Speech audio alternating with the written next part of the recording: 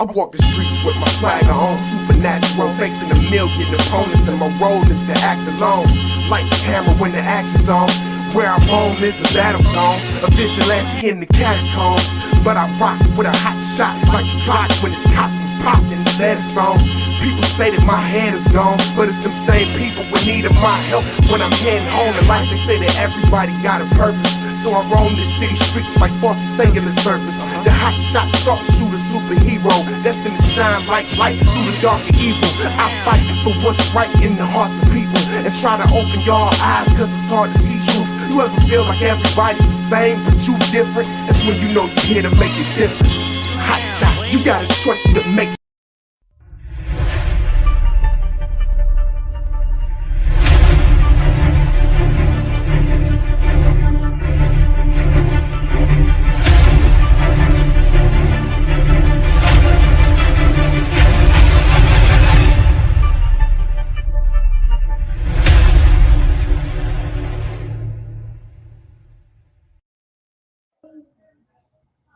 What's up?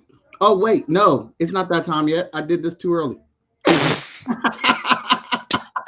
Starting off good.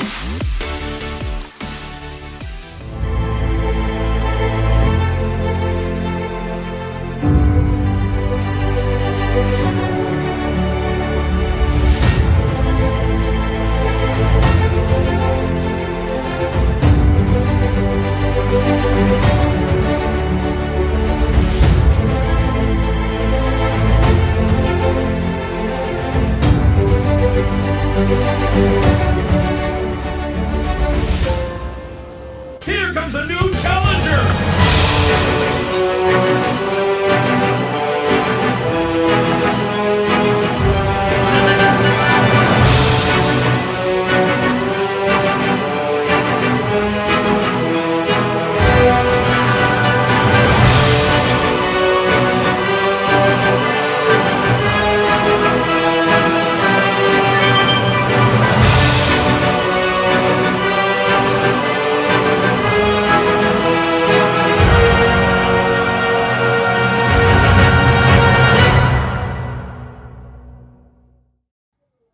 Okay, there we go. That's how it works. How you doing? Mike Watson, aka Most Epic, the most enthusiastic person in comics. Also the publisher of Freestyle Comics, and just a big around geek kid. We are back for episode 246 of Chat and Draw. Man, that's crazy.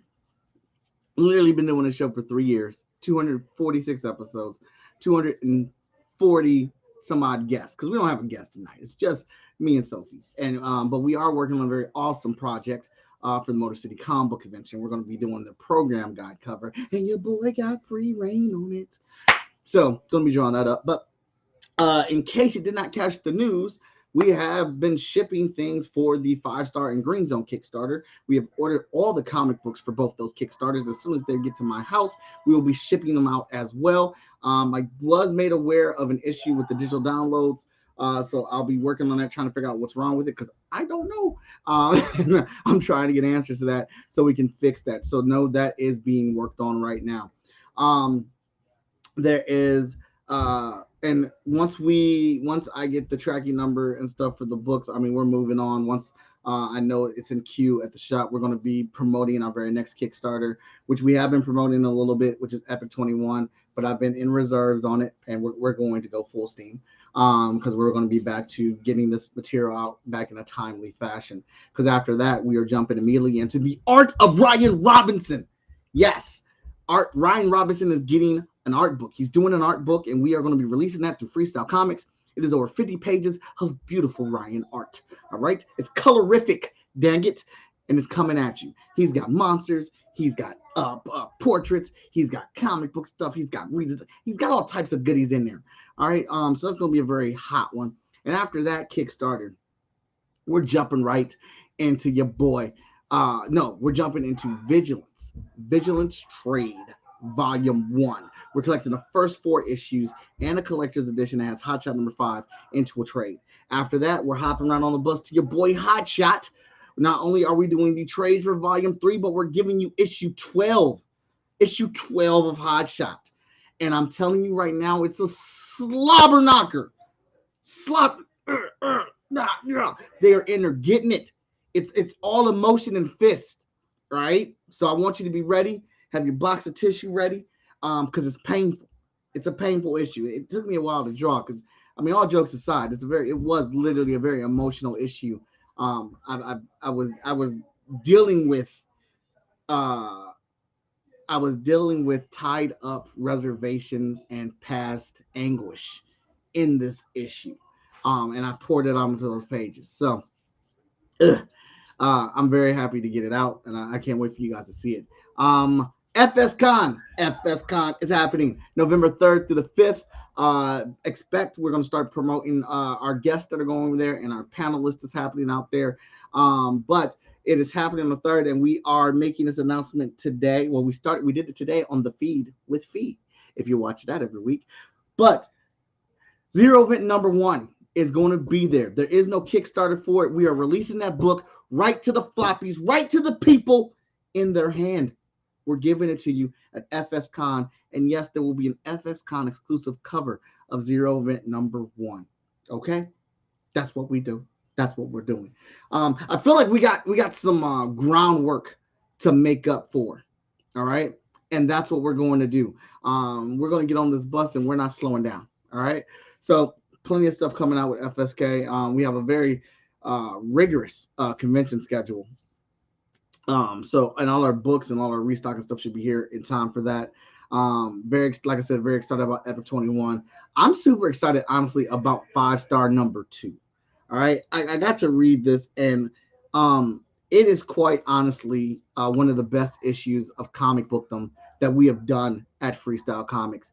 It is it's right in the lane of where I wanted to be. Of like, it's the perfect mix of a soft crossover, highlighting 5-star, showing what his story is, showing where he is, what he's experiencing and going through. And it's got one of the best in the last page, cliffhanger, to be continued pages. Y'all gonna be pissed because y'all gotta wait for the next issue. But you don't have to wait long, because after the Hotshot trade, we're right back in the 5-star number 3, and we will not have any delays with that book, because 5-star number 3 is done. It's already finished. It's in the bed. It's already wrote, drawn, and sealed.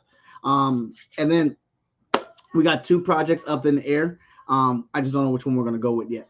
Whichever one probably gets done the fastest is where we'll be going in that direction. But a very vigorous schedule we have coming out here. And I think that's all the updates. We might have some guests come in. I invited some people just to come hang out with us while we're working on this thing. But let me bring out one of our newest co-hosts, our coloring co-host, Sophie. She's been in the back patiently waiting. Like, Mike, hurry up, because you already fucked up the intro. So can you come out here and do the show right? What's up, Sophie? I mean, hey, I wasn't gonna say all that. Happy to be here, though. As per usual. Awesome. Let's go. Yeah, we're gonna dig into this one. Whoa, that looks sick so far, Mike. Oh my god, you've been busy. Well, I wanted to have most of it drawn out before I got so you had enough time to color it, and appreciate it. And that is my basement that Sophie's in right now. So don't worry, dog her, because that's my basement that's messy down there. We are in the middle of some construction, and we arrange it down there, and my kids play down there. So I'll get a green screen wall for that eventually, but that's not it's not it's not an ASAP thing. So let me see here. We are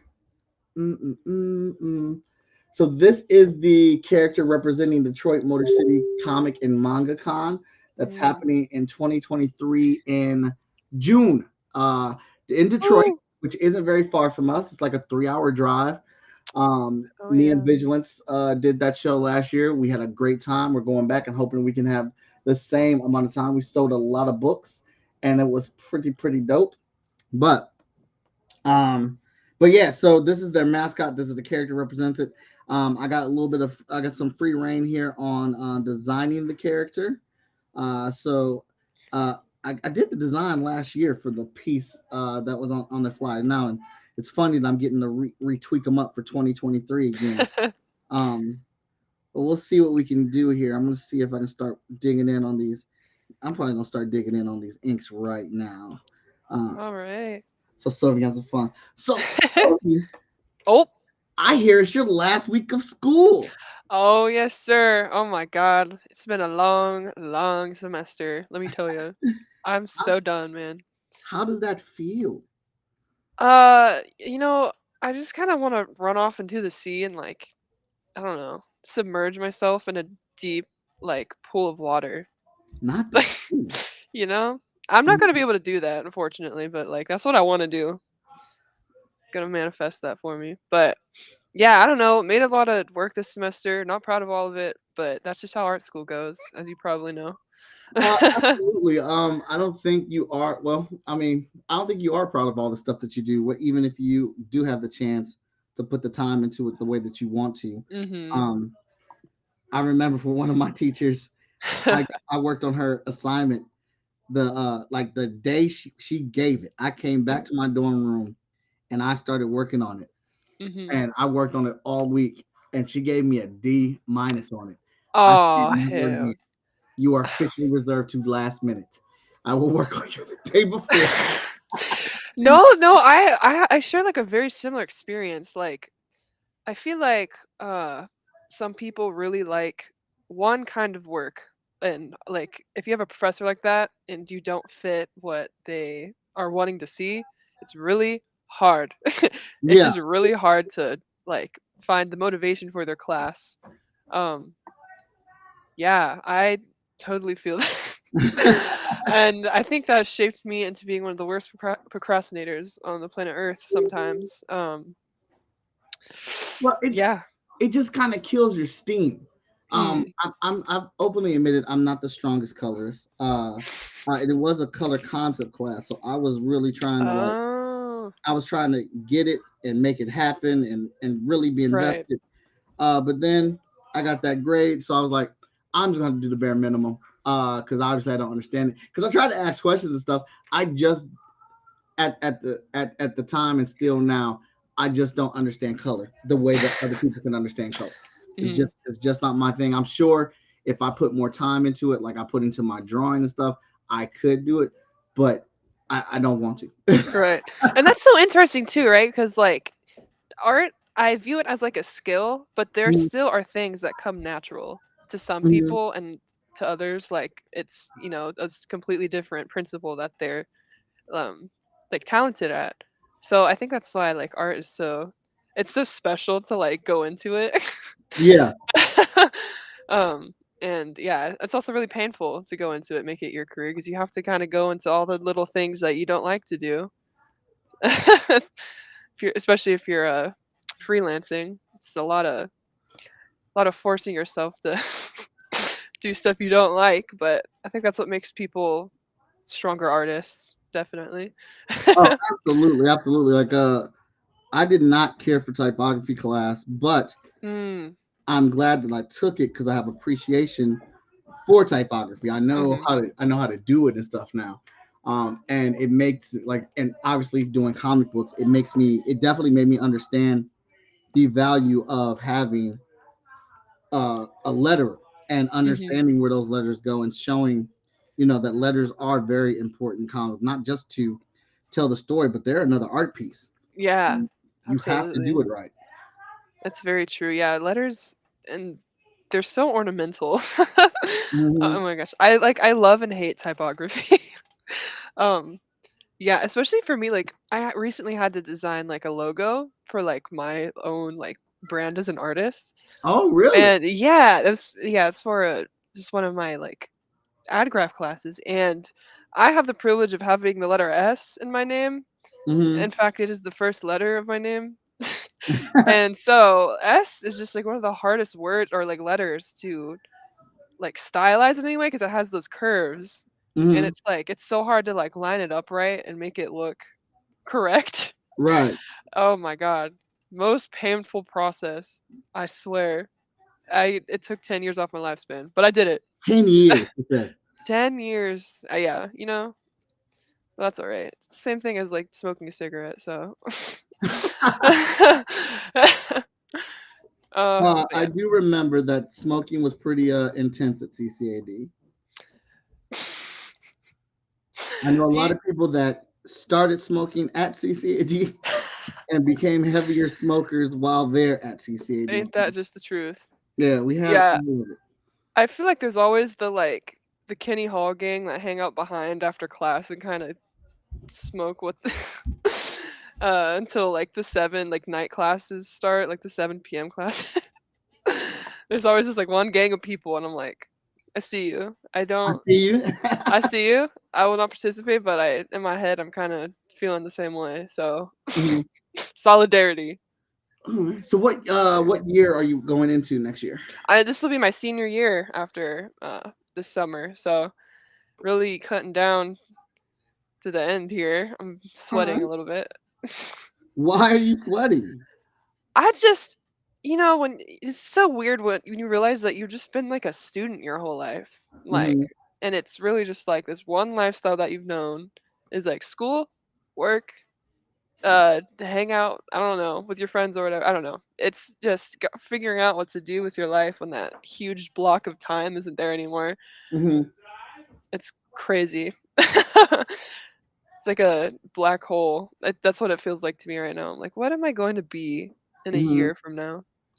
Do you know if you're going to stay in Columbus, or are you willing to move for work, or are you going Man, I've been in Columbus my whole life, and I would just love to get out of here. I played it safe during school, and I feel like I can finally, hopefully, if I, prepare right, just finally get out of here and like establish myself somewhere else to? Okay, than Columbus, Ohio.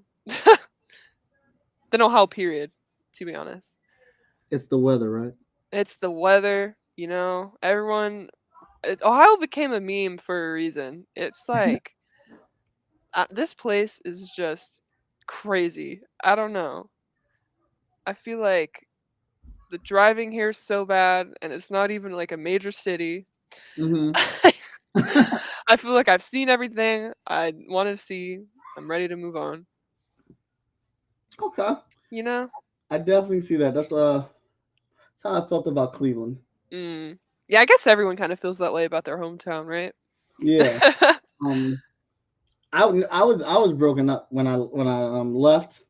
hmm Obviously because I have not lived anywhere else at hmm all, anywhere or whatnot. Where's the hell Yeah. is my cat at? And I remember the day I went to college. Um, I was fighting back tears because I didn't want to leave my mom. And Oh. then I got down to CCAD and moved into the dorms. And I think it was it was a week, and I called my mom to check in. And I don't hmm know if you've seen Harlem Nights, but I called my mother and I was like, I ain't never coming back home. What up? What Ain't up? that just the way? Yeah, I absolutely Bro. love being in my own place. hmm I love you. It's not a knock against you, mom. Well, it partly is. But I'm not coming back. I mean, I'll come back to visit, hmm but no, I like this. Columbus was just, and it's probably because I can, it might have changed obviously since I've been down here, but hmm I was younger obviously, and Columbus just had everything I wanted. There was like a comic book store in every neighborhood. I could throw hmm a rock and hit a comic book store. I was in an art school, so everybody liked all the stuff that I liked, and I was Yeah. introduced to anime and manga and other movies, and hmm we were going out rollerblading in the middle of the night and Yeah, living it up. playing sports on the weekends, and I was going to parties, and I was just I was just this free, freaking spirit, and I was just like, hmm because my mom was strict. Right. So being able to go from place to place and not have to check in or answer anybody or whatnot just was an amazing feeling.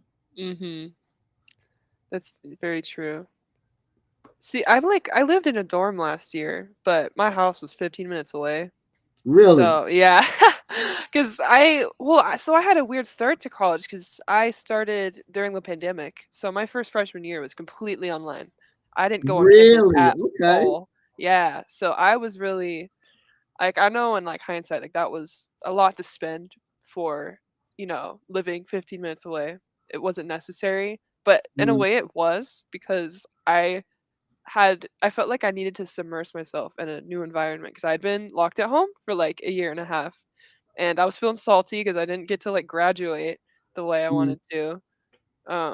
Yeah, and I'm I'm glad I did that, but I'm also now as like a commuting student, it's a very different experience that I also enjoy, but yeah, I don't know. I feel like I've lived many lives during school. Like I've done it completely remote. I've done it like completely in person, living at school, and I've done it at home and commuting. mhm. I've tried it all. Well, that's dope. But I did not realize that your first year was during COVID, and I kind of Yeah. shook. So how did you deal with it? How was it? I mean, oh my goodness. So it was strange. The lockdown started when it was like maybe 4 weeks before school got out in my senior year. And I just remember sitting in my art class, like working on my big, like final, like portfolio piece, and the principal going over the intercom and saying, "School's out. Next 3 weeks, like we will let you know, like what's going down." And Hmm. I was like, "Oh, cool.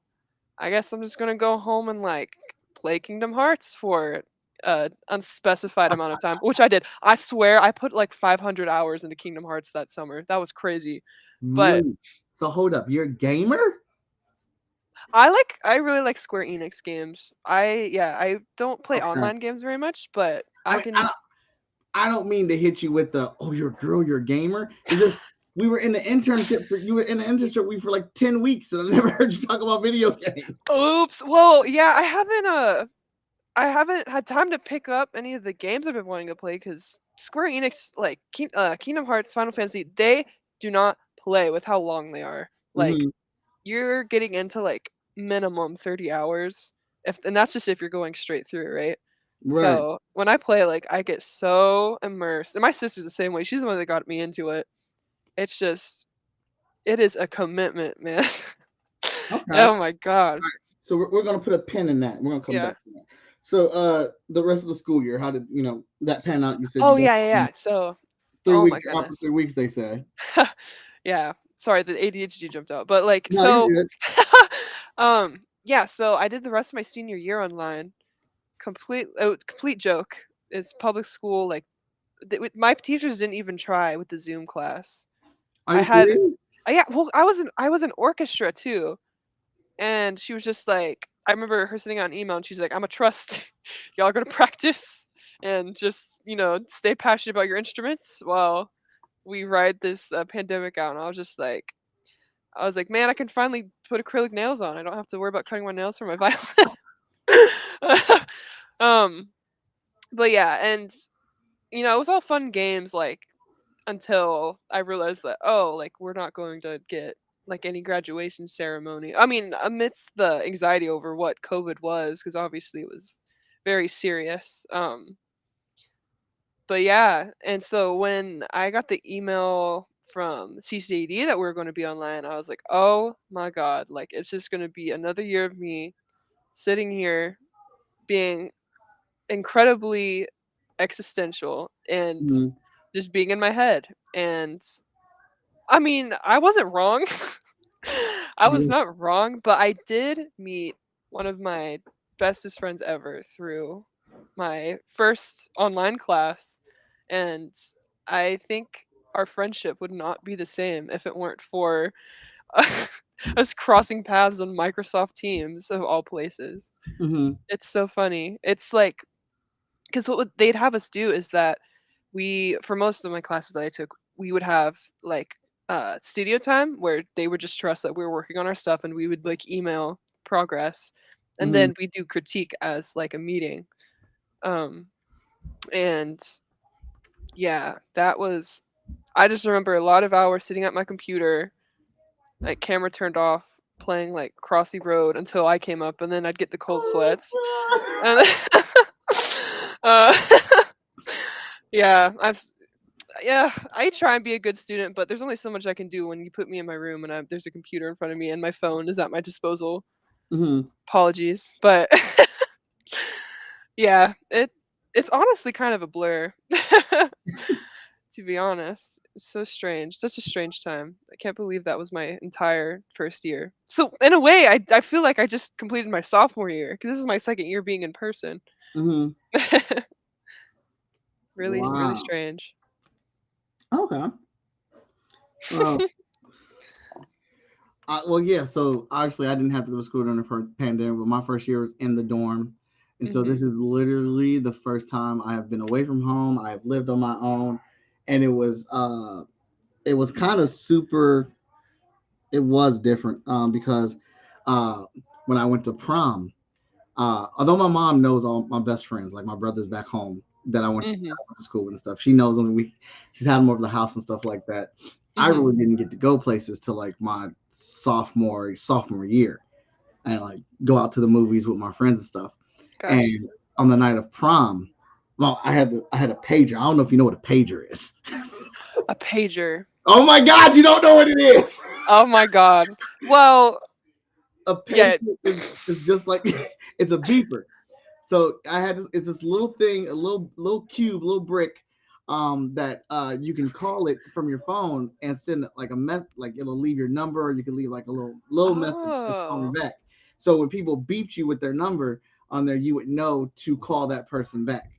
And my mom had given me one of those to like basically keep track of me or Mm. whatnot. Um, and so I stayed out all night for prom, but I didn't ask my mom permission. I just Oh. kicked it. I didn't ask for nothing, and spent the night at my friend's house. And the next morning, uh, when I woke up, I extremely regretted it because we got into this whole. We didn't even get into a whole discussion. It was just real short and sweet on the phone with my mom, and she was like, "So you just doing what you want now?" I was like, "See, Oh. that's not it." Oh. I Dude, I know you were sweating. I was, Oh my god. and Oh my god. it ended up being a super awesome phone conversation because I got to be real honest with my mom that I was fearful of her, or whatever, because of Mhm. how strict and stuff she was, and I was having a good time with my friends, and I'm damn near 18, about to go to college, and Mhm. I didn't want the night to end, and I just assumed you would say no, Mhm. and that was the first time I talked to my mom like that, and Oh. and it really opened up our relationship, which is why I was crying the day that we left, because it was a Oh. different perspective with her. But That's then I come amazing. down here in the dorm, and I didn't have anybody around me. CCAD was a completely new environment for me. So Mhm. no one from my school came down here to the school. It was a private school, number one. And then there's people from all over the world here. And I don't know. I just ate it up. I just loved it. Yeah. I just loved it. I knocked on people's doors the first day, like, hey, y'all want to go play football? Hey, what y'all doing? Come on, we got to go play football across the street. Oh Like my god. we knocked on everybody's door in the dorm, and we had this huge ass group of people just go over to the park and play football. That's how my class got to know each other, is from that. Yeah. Oh my gosh. And just being up all night and not having to worry about a bedtime or but we were up all night in the lobby watching movies and doing artwork together, and going to get food, and just you know hanging out. And I was just like, God damn, Yeah. it was amazing. Yeah, that's so you stayed in Schottenstein, right?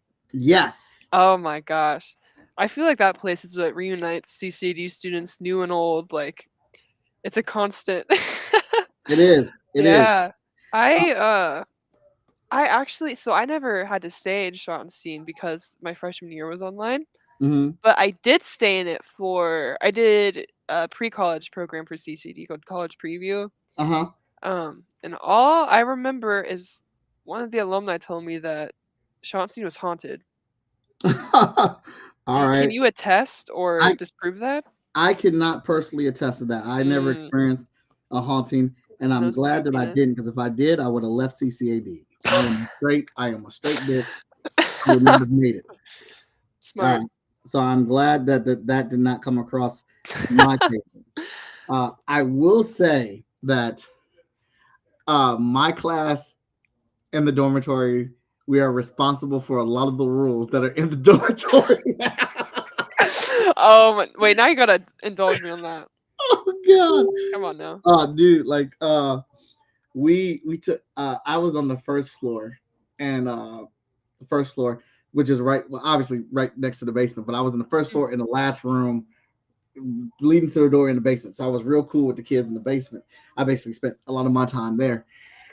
And everybody pulled all their mattresses into the hallways and stairs, and we had a royal rumble in the Oh, basement, like jumping off the stairs into the hallway, power driving, power slamming each other. you're And kidding. we Oh had my. beds, we had mattresses set up against the wall. We had them filled into the floor. Oh my God. We just did dumb What shit. were the RAs? Did the RAs say anything, or were you just like Dude, free reign? I don't actually remember, but I'm pretty sure they did say something. I'm pretty sure they Mm. did. But we did a lot of. Dude, that's crazy. That sounds like a movie moment, you know? That's It absolutely was. It what a sweet absolutely memory was. though. But we did a ton of dumb shit at CCAD. Some stuff I'll tell you about some of that stuff off air.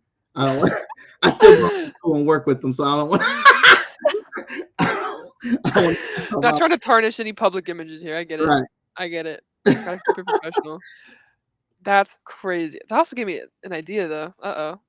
I'm gonna Hey, tell the freshmen to get up something. any ideas that you created of your own volition? It's alright. I'll just credit you a little bit. I won't. All right. That is that's crazy. So this Yeah. Square Enix, this video game habit you have. Oh, here we go. All right. So what is your favorite Square Enix game? Oh, Kingdom Hearts 2 Square Down. I think that's a pretty basic answer, but it's I funny though, because I don't think that's basic. really? That game is serious. I remember seriously sweating playing that game. Um, Yeah. and them doing so many cool things that I've never seen in an RPG before that they put in this game. So Absolutely. I absolutely accept that as an answer. I don't think that's a cop out. Thank you. I think it's so funny though, because I played the third one first. I played it backwards actually. Mm-hmm. It was really funny. Well, because I watched, so the whole reason I'm even into video games in the first place is because the influence of my older sister. Mm-hmm.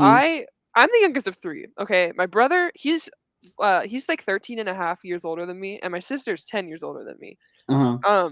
And my sister was kind of always tasked with kind of hanging out with me when I was, little, making sure like when mom wasn't home, I was sticking with Allie, Mm-hmm. and the way we made that bearable, because I know I was crazy. She would sit and play video games, and I would just conk out. Like my brain would just go smooth mode, and I would just watch her play for hours. And half the time, I wasn't even doing anything else. I was just watching her play. Mm-hmm. But yeah, one of my earliest memories, I'd say, would probably be watching her play Kingdom Hearts 2. I think, even though I wasn't the one behind the controller, it still like put this like really intense attachment to that game because it just reminds me of being with my sister and being happy and just enjoying a really really good story and like really good art. Um, and yeah, it's really why I got into art too, is because again, like I just have all these really fond memories attached to these this media that my sister would introduce me to. So I really kind of credit her for a lot of the um, passion I have now for art, or even starting to begin with, drawing and everything, and taking it seriously and wanting to draw to be as good as like Nomura, who's the concept artist for Square Enix. Mm-hmm. Um, but yeah, I will never forget. I literally like Kingdom Hearts 2. I When I was playing it, it was during it was right before freshman year of college started. Um, and I was stuck on the Roxas battle. I don't know if you remember, but there's this part where Sora fights Roxas, and I think I had to replay that part 100 times.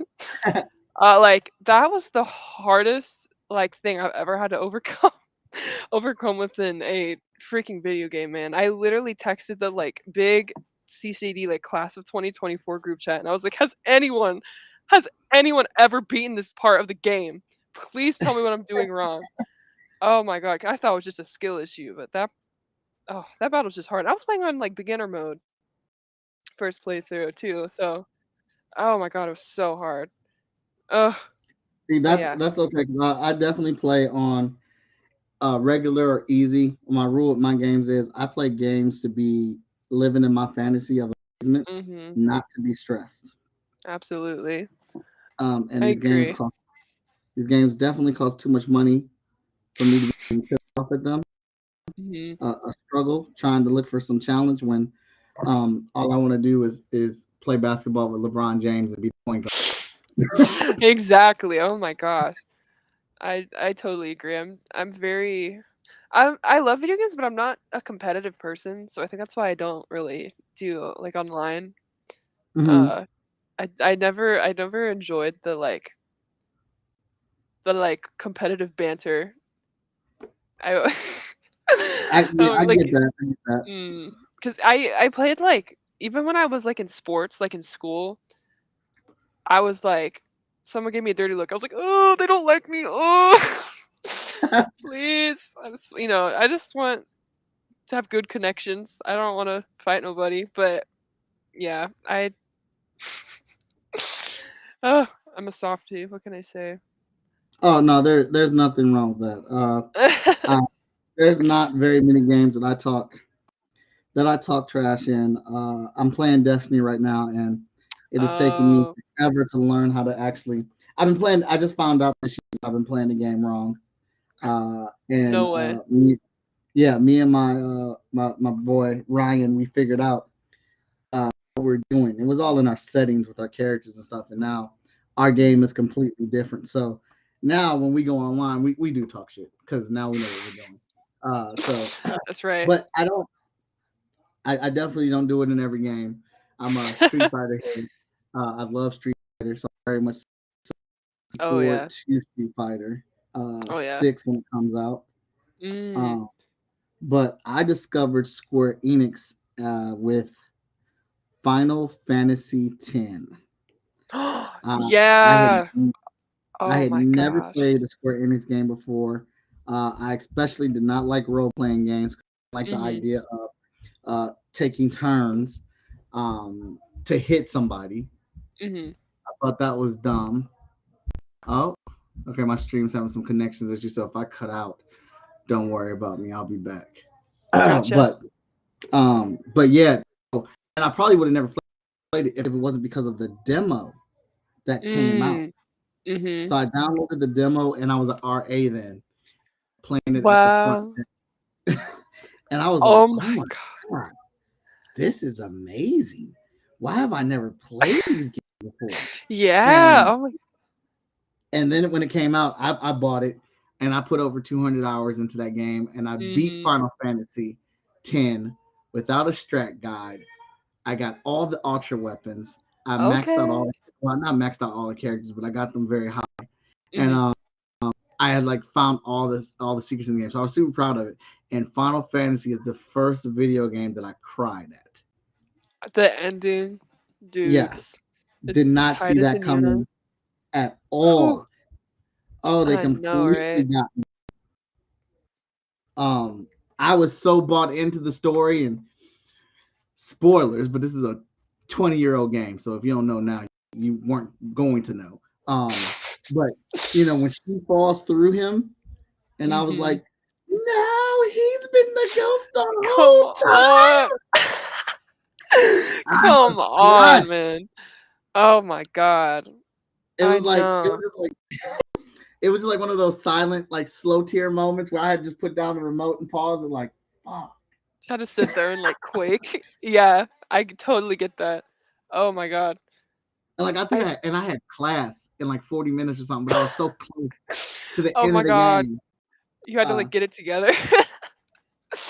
little time for me, man. It was rough, Hey, I get uh, it. but I never I have not been able to gel with any other Final Fantasy game besides that one though. Mm, I I mean, think. Kingdom Hearts, yes, but Mm, nothing else really. I think. So again, this is actually it's funny because I actually did not play this game myself. I just happened to sit and watch my sister like play through the entirety of it. But the 13 trilogy, the Final Fantasy 13 trilogy, Hmm. this within the Final Fantasy community, this is like really like people are about to flame me for this because it people hate this series. Uh huh. um but that one probably left the strongest impression on me personally, Hmm. um from the story, just especially Final Fantasy 13 too. The ending on that one is so it rocked me so bad, dude. Was like I like fell to my knees. Really? Oh my god. And yeah, I just feel like there's some things that happen in like a fictional story that just stick with you for a long time. Hmm. That was that's what happened to me. I just completely like it took over my mind for like a month. Like I'd Hmm. wake up and I'd be like, I can't believe the game ended like that. You know, how could they do this? That's great. Yeah, but I think that also is like experiencing that as like a watcher is what inspires a lot of people to make stories to elicit Hmm. reactions like that from their own audience, Yeah. which I think you could probably relate to. Is like I think it's so rewarding when you get someone who is like distraught from a story you wrote because it's such a strong Yeah. emotion. Like your writing has to be or your story has to be, on point to Hmm. draw that reaction from somebody. Well, yeah. That's honestly that's exactly the reaction I'm trying to get with Hot Shot 12. I Mhm. want to hit people in the hearts. Yeah. And I really want to start a conversation about it. Mhm. Because I let a few people read it when I was working on it, and I come to find out that some of my closest friends have had grew up with the same experience. And I mean, these are people Mhm. that I've known for years, but did not know that aspect of life. Mhm. Those, and I've already been open about what the story is about, but the main concept of, or one of the catalysts in the story is spousal abuse. My Mhm. stepdad used to abuse my mom physically, and I was there for it. So Mhm. this story was a way for me to connect it to my character and explore it. Uh, Mhm. and when I let people read it just to see how it was going and things like that, they were like, "Shit, um, I've experienced the same thing."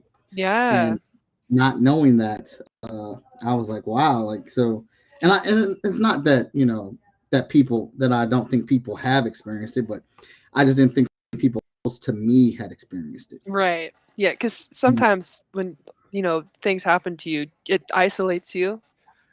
Mm-hmm. It's really hard to like talk about it.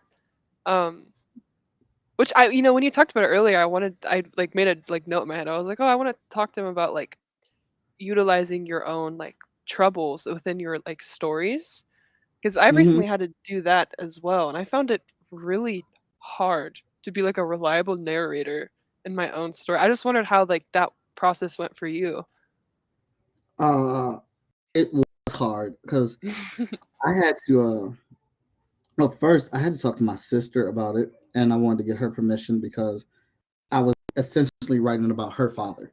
Mhm. And while she was around for it, she was really little, and didn't really experience much of it. Mhm. So, but it was it like some of the pages I drew were pretty violent. Mhm. And when I drew some of those pages, I had to take like a couple of days off. Like I couldn't write back to it. It's Mhm. I'm trying to like the book originally started off at 22 pages, and Mhm. I had it laid out, and I read it over with Victor, and Victor, who's my brother, and he was like, I know what you're trying to like. What are you trying to do? I'm trying to convey. I'm trying to use the violence to trigger emotion of how he felt as a kid and being helpless during the situation, but now being a superhero with power to change that situation. How does he, Mhm. how does he fend that off? Does he go full tilt, or does he hold back, or does he do just enough to stop it, or does he Right. let the regret drive him? Mhm. And he was like, "Yeah, you letting the regret drive because you whooping his ass." Hell yeah. He was like, "There's this," and when I look back, when I'm looking at with him, I'm like, "Yeah, this is it's a pretty one-sided fight." And one of the things that Vic said was, "You have to show that he's still a threat." Um, and I was like, "Well, he's not supposed." Well, I mean, I'm not going to go into the full bits of it because then that takes Mm. away something. But Vic said you have to show that he's a threat because right now he doesn't look like he's a threat. Um, and Mm. you want to convey emotions, you got to include the other characters in the story in that. And so it ended up making me make the book, I think 28 pages. Um, Mm. and I agree with everything that he said, though. Everything that he said was spot on, right. Mhm. So it made me go back to the drawing board because I do it the Marvel way. I draw and then I write, like I'll do a couple sentences for what I know going on the page. Then I go ahead and lay it out. Then I put words Mhm. to it, more of it or whatnot. So it's kind of a lot of back and forth. Right. And but I found myself that I it was I just wanted to punish this guy in the book, and be and like get all of myself out through these pages, but that Mhm. was making the story suffer. So and then also other things happen in the story to really make it a challenging situation for the character. So yeah, it's not easy. It's not Mhm. easy at all. Exactly. And in my recent experience, so I had to make I was in a biomedical illustration class, and she had us make a comic about a medical experience we have, gone through. And I've been pretty lucky that I haven't really had many bouts with having to go to the hospital throughout my life. So the first Mm-hmm. thing I thought of was this car accident that I was in with my dad when I was in the 3rd grade. And it I walked away from it, like, unscathed physically, but I had to go through, like, months of, like, PTSD treatment Mm-hmm. because when we got hit, we were on the way to my basketball game, and my dad got hit so hard that his head smashed the window open, and so he got this horrible concussion, and I Oh just wow. remember when that car stopped spinning, he was completely knocked out, and in my 3rd grade mind, I was like, "Oh my god, like, my dad is dead." And Mm-hmm. that experience is so crazy in my mind because even though it's been this, like, huge, um, thing that's kind of, like, shaped me, I guess, as a person in some ways, I have blocked out so much of that, like, time. Yeah. So having to, like, write that as as a story, and not only a story, but, like, an educational one about, like, concussions was really strange. Um, and it was really strange to, like, revisit my, like, 3rd grade self, um, and, like, try and, like, draw those, like, memories out and, like, those emotions to, like, portray it in an artistic way. It was Yeah. really, really weird. Really No, I strange definitely. experience. And you're Absolutely. trying to think about things back then. That's a long time ago, and Mhm, giving a fair assessment of it at the mhm. same time too that you're trying to do. Yeah, I just don't even know, like, how I don't know. If I had to sit and, like, talk about it, that would be really, like, crazy. That I think I'd have way more trouble with that. So being able to, like, touch on it, like, in the medium that I know best has been really comforting. It's like, and it's also allowed me to, like, talk to my dad about it again, which is really funny because Hmm. I showed him what I had so far, and obviously I was, like, drawing the both of us, and he skimmed past everything, and he went, you can shave a few pounds off me." Like, skimmed past everything. I was like, "Oh my god." Like But yeah, I think it's interesting that you happen to bring up, uh, you know, bringing up trauma and putting it into, your own art. Yeah, it was I think it was a real good experience, and then also getting to talk to my sister and my mom about it, as they Hmm. were the main parties involved or whatnot. But Yeah. um, there was a lot. It's the reason it took the book to draw than any other one because I needed to take some, like Lori Foster's our anchor. What up, Four Tales podcast? Lori Hey. Foster, and she would see the page and she was like, Mike, I don't know if to give you a high five or to because these pages are amazing, but at the same time, I just feel all your pain. and I was like, I'll take both. Both will do, Yeah, in fact. yeah, both will do. Absolutely. So, Sometimes we just need a little bit of both. right. I think this is ready to go for Wow. you. That illustration looks so good. Yeah, I think I got everything closed off here. Um, Sweet. yeah, there we go. So, Awesome. All I already right. sent you the color reference. I think you need to turn on your All right. and I can send this to you. Gotcha. Uno momento, por favor. Create file. All right. Airdrop on.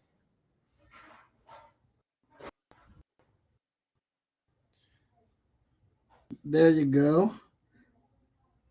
Look at this Gotcha. technology happening live on the show. Look. Oh my God. It's going so smooth. There we go.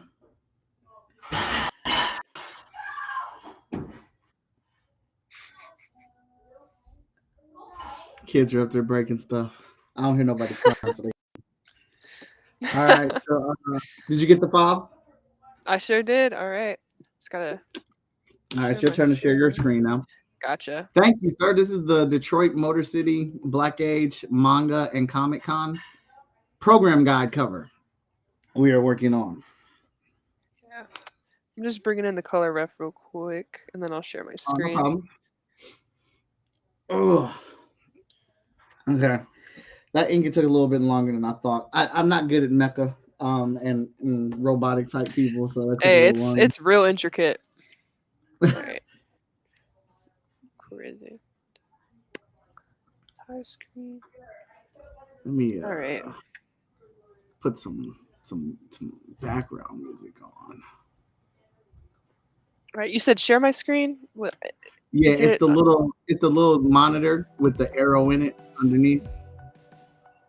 I put it under window Ah, or hold on. Here's the good thing about being in the same house. I'll be right down here. technical difficulties are so easy to fix. Yeah.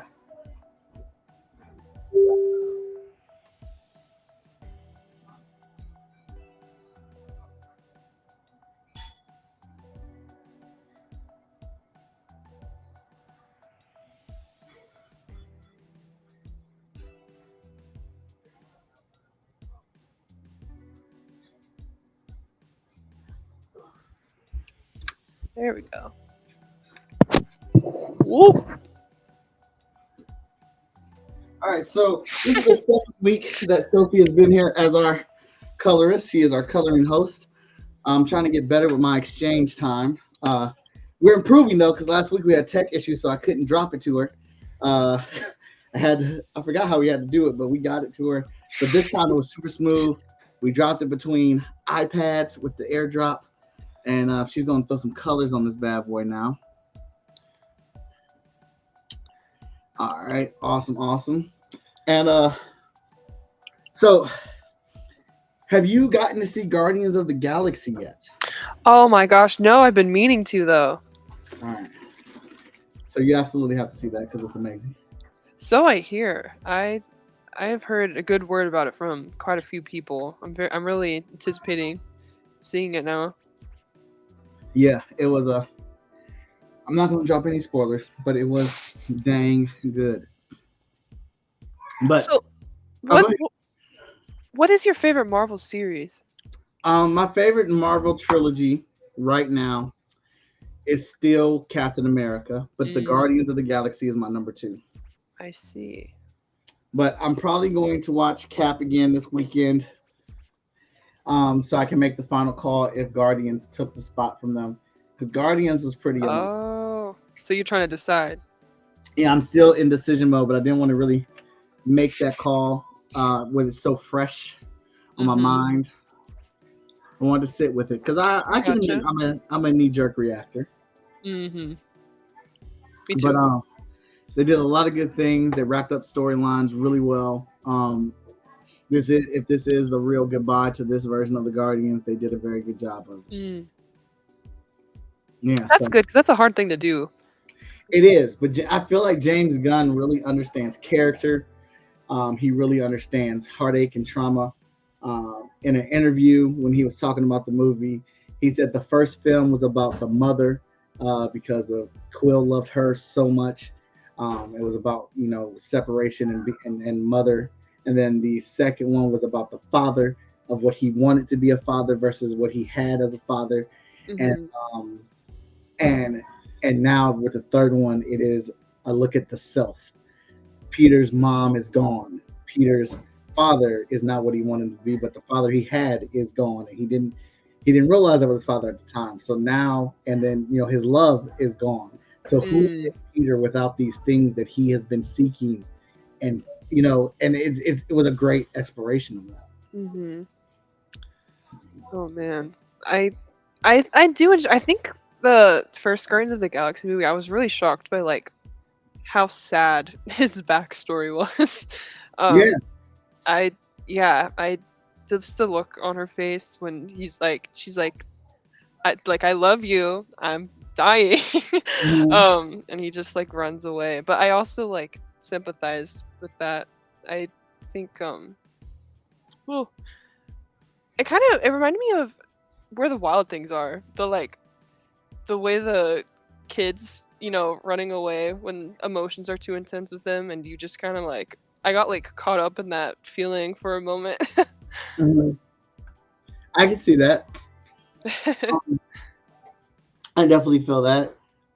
With the Guardians, it was just really just great laughs, great emotion, great acting. Hmm. Everything came roundabout in a good way. All around tens. Yeah, man, I really don't have an issue. I think the only issue I had is a minor one that maybe they yelled too much and didn't like the Guardians' Mm, regular conversation is like them raising their voices at each other. So that would be like the only nitpick that I could really say that I had with the movie. I And gotcha. that's really looking and digging for something. You know Hmm. what I'm saying? And I might have, Guardians might have taken it for me because I Captain America 1 was not anywhere near one of my favorite movies. But Hmm. you watch Captain America 2 and you watch Captain America 3 and it makes you appreciate Captain America 1 more. But I don't have to do that with Guardians 1, 2, and 3. I appreciate all three of those movies out the rip. Hmm. Oh, we'll see. They stand on their own. Yeah, we'll see. I plan on having a good watching again with them. Yeah. Well, shoot, I'm interested to see how if your opinion changes. It may. It may. And, yeah, a lot of my friends are big Spider-Man like fanatics. Oh yeah, don't sleep on Mr. Tom Holland. I'm a big fan of him. He's in everything right now. I'm not a fan of that. Um, I Switch like up. the young man, and I get it. He's got to make his money. He's trying to make his money, and he's trying to be out there. And he's hot right now. He's hot. He's young. Everybody wants a piece of him, but he ain't good for every single thing. Okay. Yeah. Like Uncharted, I wish he would not have done that. That's not I his. was I was really surprised that they cast him as Nathan Drake, and did that movie tank? I didn't pay attention. It didn't do very well, and I mean, Mm, I get it. They wanted somebody young, but they had their Nathan Drake, and Nathan Drake It's supposed to be an older guy. That's the Mm. point of Uncharted. But you know, I don't know anything. I don't have billions of dollars, so I don't have any influence. Mhm. Not one bit of it. But he, like, Tom Holland did this one movie where he played like an older brother, and he beat the crap out of this dude who did his family wrong. Oh, does he play like a Southern guy? Yeah, Yeah, The Devil All the Time. That's a good ass movie. it is a good ass movie. Oh my god, I don't mind Tom Holland doing movies like that because it was like real. Yeah, that that was movie was good. incredible. And it was super different from his superhero shit. So Mhm. I was able to separate him because he really pulled that character off. Right. No, yeah, I agree. That movie was really good. Because he wasn't playing Tom Holland. Mhm. He was playing that character. He was somebody. He became somebody. Mhm. Yeah, I feel like for Uncharted, I didn't see the movie, but from the trailers it just kind of seemed like it was like Peter Parker, except he's like in Tomb Raider Yep, mode. that's That's what it how was. it felt to me. And the casting was wrong. It definitely, like, Marky Mark definitely should not have been. I forgot who the character's name, and I love the series. But they, and again, I understand the explanation. They wanted these people to be younger so they can get more movies out of them. But the whole point of one of the caveats of Uncharted is that Drake is older. That he quit for a while, and I mean he's been doing it for a long time, so he is an older guy, or whatnot. He's super experienced. He's seasoned. Right. And you just I forgot the actor's name, but he's perfect for it. I want to say it's the guy that plays on The Rookie right now. But I can't remember his name. But he did like a short as or he dressed up as Drake, and he looked just like him. And he can isn't him. It's the guy who played in Firefly, who was the captain of Firefly. I want to Nathan Fillion. I'm terrible with names. If anybody's watching, No, me too. 246 Trying to think. you know I suck at names. But I think you just go ahead and you just make that movie with him. And the way Hollywood ages people is terrible because these people that have money and the time, a 50-year-old person is like a 30-year-old person in Hollywood. So you can still make this movie with these people. I just wish they would have did it right, but they were trying to do a cash grab. And I mean, Uncharted is such an amazing video game series, as is. It's right now. It is my only Uncharted 2 is my only perfect video game. A game that I had absolutely no issues with. I could play it over and over again from start to finish. Great dialogue, amazing story, great graphics, gameplay was incredible. Set pieces were big and intense. Everything about Drake's Uncharted 2 was so perfect that it hurt Drake's Uncharted 3. Because when you play Drake's Uncharted 3, you're like, all right, where's the innovation? Where's the new big thing? And it doesn't need a new big thing because Drake's Uncharted 2 was perfect. So all they did was just port Drake's Uncharted 2 over with a different story. But because it's a new game, you're expecting a whole bunch of innovation. And it's like, it doesn't need innovation. It's already perfected. We're just into another story. Right. You can't improve perfect. That made me think of like, just speaking of games that have been adapted into like films, The Last of Us, have you watched and played and all of that? Thoughts? Opinions? I'm interested. Last of Us is amazing. They did some really, really, really, really incredible things. There's some great acting. I love The Last of Us. I was tuned in every single episode, didn't miss a beat. Absolutely. I think that's how you handle an adaptation. That's the director and the creator writer of The Last of Us work very close together, and they always ask themselves whenever they came to a scene, all right, this is how the video game did it. Can we make this better? And if they couldn't make it better, they didn't touch it. They left it the way it was in the video game. And they only changed things that they felt they can make better, which led to some really good storytelling. I didn't like what the director said about the one creature being unstoppable. I'm like, it's not unstoppable. I mean, it's very hard to kill, but it's not unstoppable. Please don't live that dream. I hope that's not the path that you're sticking with, because if you have the right gun, you can kill that motherfucker. All right, because I've done it. Period. Period. Like, let's not get crazy. Like, I was against them. Spoiler, but it's been out for this long. Right. I was against them getting rid of the gas mask and having the fungus spread through the air, but they gave a very good explanation of why they didn't think.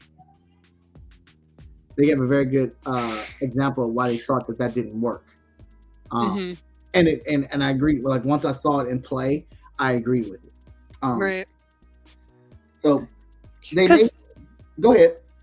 So they did that, right? Because then the director worked on a show previously, from what I heard. The director worked on the show Chernobyl. Yep. And he was like, the gas masks really limited the amount of emotion the actors could portray. Right. That's what I heard. Mm-hmm. Yeah, I thought that was interesting. That, and then they said if this thing spread through the air, then it would be everywhere. It would be everywhere. Everyone would be infected because it's in the air. So, but making it spread like a virus the way that they do in the show makes it a scarier thing. That's true, yeah. Not necessarily a scarier thing, but makes it more realistic to how it can spread. And they did find ways to make these things more like deadlier than they are in the game. Because if they did the one thing that they do in the show, in the game, I wouldn't be able to survive. Like when they move in the hive and like they have a plant or some of its tendrils that are 6 miles away from 600 bodies that are laying dormant, and you step on those tendrils, it lets them know exactly where you're at and all the bodies hit there. They changed up how Tess gets infected or how she sacrificed herself. Yeah. So many people were pissed about that. And I went back and watched the YouTube video of Tessa's death. I'm like, what are y'all mad for? They didn't even show her die. They didn't even do shit in the game. At least in this, they show her go out. They go out big. And the director, and I think this is how true collaboration should work. Because the director posed a question to the creator. I don't know if he was like just the writer or the creator. Basically, he was the go-to guy for Last of Us. Somebody can correct me wrong. I'm wrong. Correct me in the chat. But the director asked him, "Why is the fungus so violent?" He's like, "What are you talking about? Why is it so violent? Why is it biting you? Why is it chasing you? Why is it trying to tear into your flesh to infect you?" And he's like, "Because you're running away from it." And the director was like, "So what happens when you don't run away from it? What happens if you just give in?" And that's how you get the kiss of death in the Last of Us episode. And I was like, oh my God, that's that makes so much sense. That's crazy. Yeah, because that part, like you see like the tendrils going in. Yeah. Ooh. Yeah, that was nasty. But yeah, I do enjoy. So the problem I had with the Last of Us show, it's not like it didn't really deter my opinion of it that much, but at times I felt like the pacing was a little strange. Like I enjoyed in the first episode with Sarah getting more from Sarah. I think that was really crucial, just to make that moment where she, the thing that happens to her happens. That made that way more of a tearjerker. I think I would have liked. I feel like, and I don't know if this is just me loving Tess, but I would have felt like they could have put more into her before she. I just feel like her death was still really cut off because you got so much game time with her. Yeah. But yeah. I think and it's one of the things that I noticed that was brought up to me, like that I had to realize, is that all the time that we get with the characters is gameplay time. And a lot of that time is actually like fighting off the creatures and fighting people, because they put all that into the gameplay, into the design. So you're doing a lot of killing and going through stuff, which translates into more time with the character. But if you take out all those killing scenes and just put it down to its meat and potatoes aspect of it, the same amount of time that you spent within the show is the same amount of time that you spent with her in the game. And then, obviously, if you include when you die and you have to do it over or whatnot. Right. So, but I agree with you on that. But that observation was made to me too. So Hmm. Fair, very fair.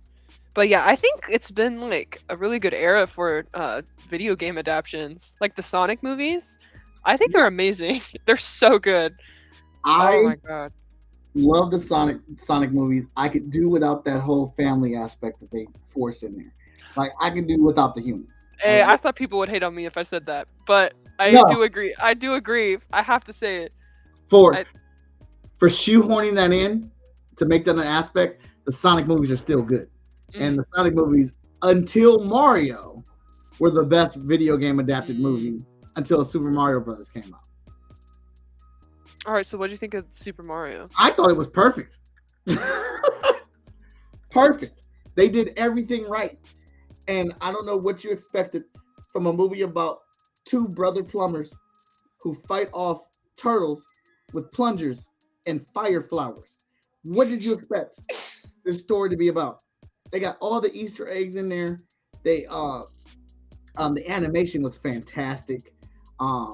It was just great, man. It was It great. was just fire. Yeah, What else is there to say? I got no complaints about Mario. Sonic is still in there, but they were afraid to take Sonic all the way to the gaming the way they Mm, did Mario. yeah. I I don't know. I'm really excited to see Shadow the Hedgehog, dude. He Hmm. is that is my guy. That is my guy. And You so look when like a they Shadow fan. You look like oh you got the Shadow. oh my god, do I really? Yeah. Actually, that just boosted my ego. Thank you. But hell yeah. But yeah, I'm just super excited to see what they do with his storyline because I think Shadow he's an angsty dude, you know. Yeah. That's why I love him. That's why everyone loves him.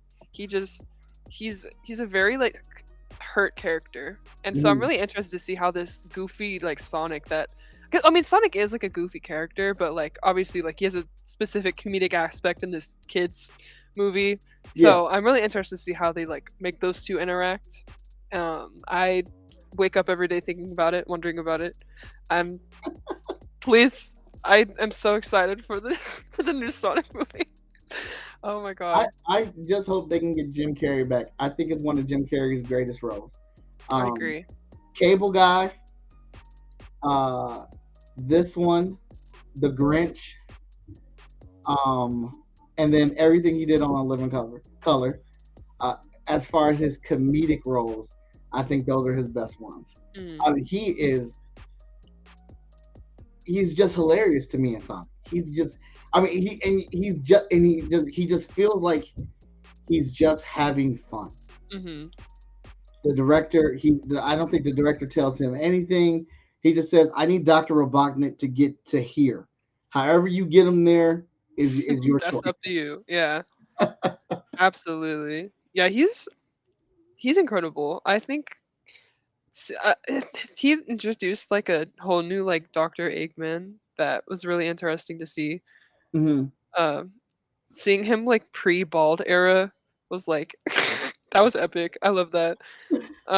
And it blew up too. People loved it. Yeah. Like I've seen so many like Jim Carrey exclusive um Dr. Robotnik cosplayers. Oh, I haven't seen Yeah. him yet. Oh my gosh. I don't know if it's just because of the way I've formulated my For You page on TikTok, but I get them like all the time. um yeah, I love that. I love that franchise. I'm to a fault almost. Like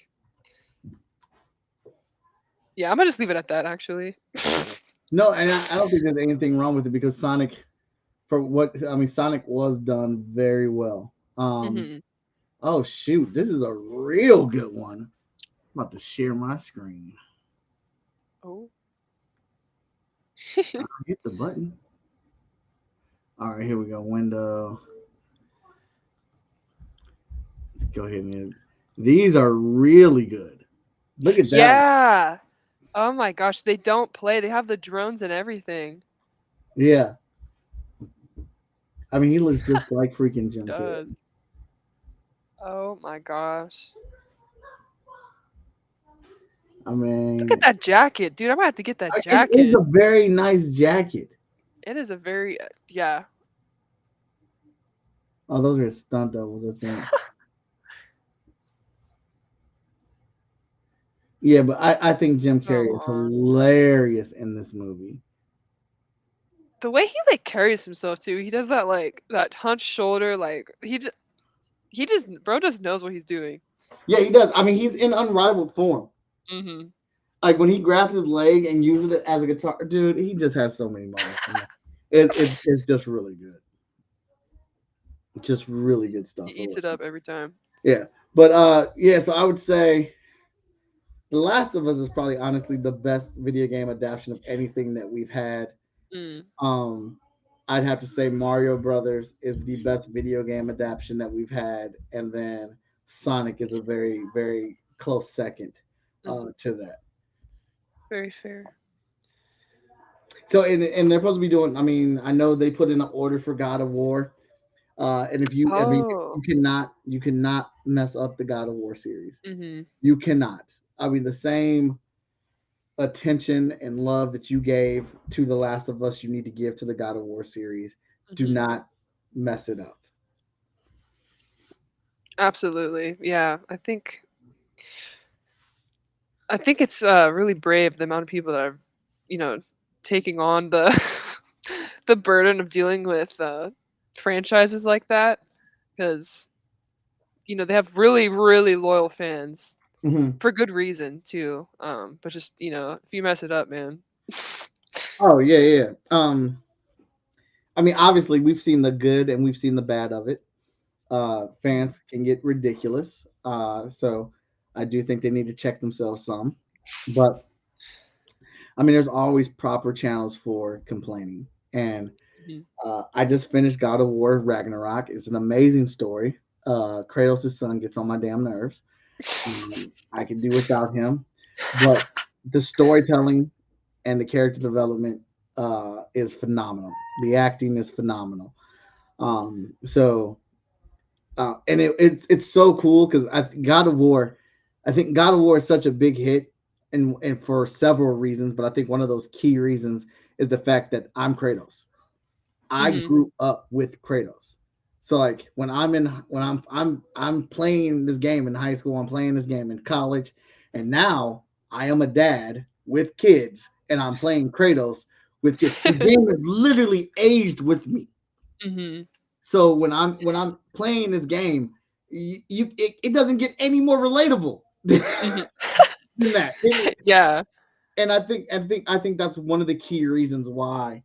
One of them. I mean, there's several reasons, but I think that's one of the key reasons that it's so awesome because seeing Kratos as a father is such a significantly different view, and Mhm. being a father and watching him and his mannerisms, and you can tell that he's trying not to be the old Kratos, that he's trying to grow, that he's trying to, and I actually think Kratos is a better father than a lot of these TV show parents because there's Mhm. a lot of times where Kratos was trying to let his son lead and let his son do the thing that he wanted to do, but Kratos was still trying to do it. He was still keeping himself involved as a parent, Right. and he wasn't all the way letting go, but he was letting his son Atreus run with his lead, but he was Mhm. still there. And that's all Kratos, like at the end of the day, kept saying was, "I want to do it with you. Okay, you Mhm. want to go do this crazy, stupid ass thing? We'll go do it, but I'm coming with you to do it." Hey, Right. hey, y'all, look at this. She over here fucking it up. You see these highlights? You see these shadows she's putting in that boy? Hey, hey, hey. Hey, hey, Thank you. she going in. I'm gonna do. Let me see here. Local. But yeah, so I mean, and I'm a sucker for it. So I'm not even gonna front. I am a sucker for a game or story that is relatable. I wear when I go watch these movies, I wear my feelings on my sleeve. I let go of everything. I want to be Right. punched in the face when I go see this stuff. It's the best way to do it. Yeah, because My Hero Academia. I am Oh. I'm all the way caught up. We're on like almost chapter 400 in the manga, but the anime just recently animated my favorite chapter. And Mhm. oh, your boy was doing the silent crying as he was happening. Oh my god, dude. Hey, but I wanted it. I wanted that experience. Mhm. It was one of those payoff episodes that if you've read all the chapters or read up to that point, you definitely got, you really got your reward for being a reader or being a follower uh, Mhm. for this long or whatnot. Absolutely. My Hero Academia, I was so into it. I need to catch up, but I think I love that show because it does this thing where it just has so many characters and it does its best to delve into all of them. Yes, And yes, yes, it does. yeah, and I think that's a really hard thing to do, Hmm. but it does it well. Um there's another show like that and it's not like it doesn't share like really anything else in common besides it's an anime with a really big cast, but it's called Durarara, and oh my god, like the cast is so big, and it's the show about Ikebukuro in Japan, and it's like all these urban legends, and everyone has like everything, like everyone is like connected in some way, like they all Hmm. have beef with each other somehow, but it's like you don't find out till like you go down like certain characters like stories, and it's like each episode is like a different character like going through their day, and I just think it's so effective. Like I think my favorite part about getting into like um different like stories and stuff is the character aspect of it and like character relationships. Hmm. So that's why like shows like My Hero Academia and like Durarara, and I didn't say like have you heard of like Code Geass? No, I have not. Oh, I that's another really good one. It's a little bit older though, but Is it on Funimation or it Crunchyroll? should be. It should be. Yes, I think it's on Netflix too. Actually, it's really good. I think it's a mecha anime. All right, Um. I'm looking for new anime to watch. Oh yeah, I would totally recommend Code Geass. But yeah, I love shows like that. I think Because we're caught up, we're all really caught up effective. finally on Attack on Titan, so we're waiting for that. Oh my On My god. Hero Academia, so we gotta wait on that. I think I'm about to jump back into Demon Slayer. I normally wait for the Oh, here we dub to come go. out for it because it Mhm. has so much stuff happening. I want to be able to watch it and listen. Mhm. But yeah, I'm always looking for new anime to watch. Now, are you someone who do you have a preference to sub or dub? I prefer dub because a lot of times when I'm watching anime, I am drawing, so Mhm. I don't have time to read while I'm doing artwork. That's fair.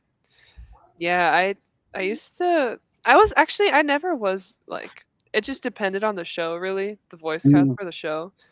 But anymore, I'm so busy. You kind of just have to again make do and like listen to the dub because we're multitasking out here. Mhm.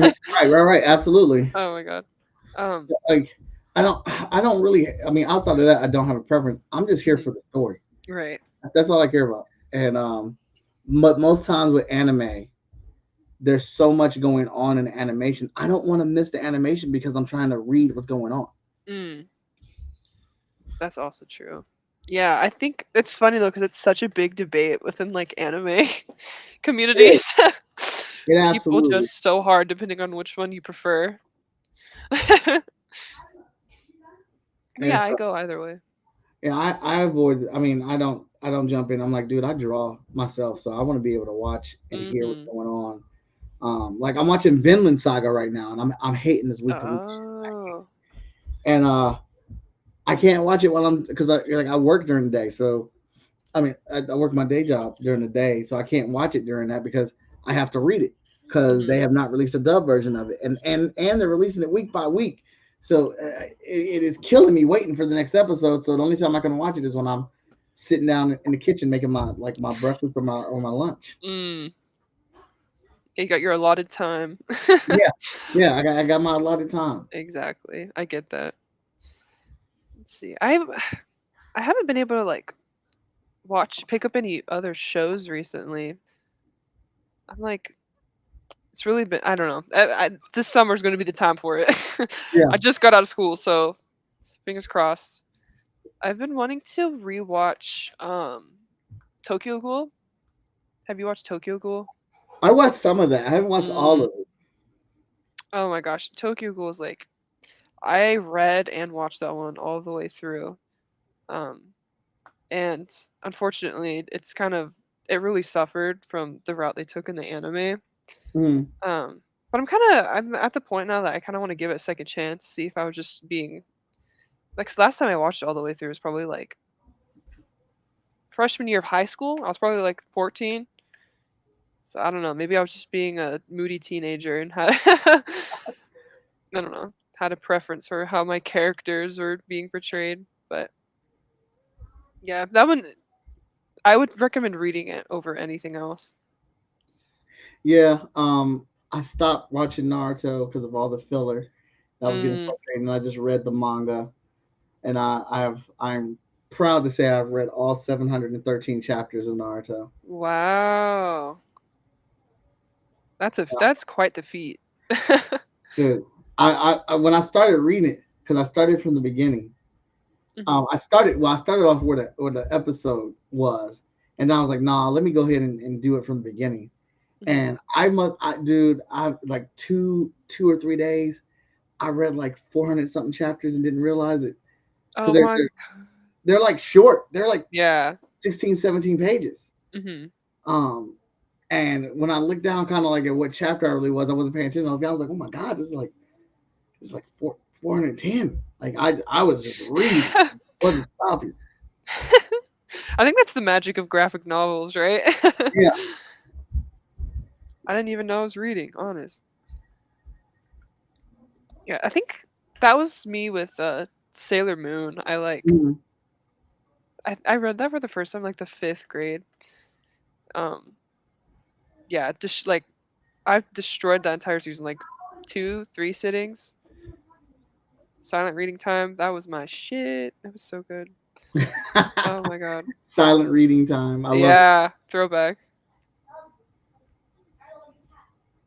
Oh, like I just already read my chapter of My Hero this week, and I want to start another. Like I want to read something else, but I don't know if I want to start that addiction.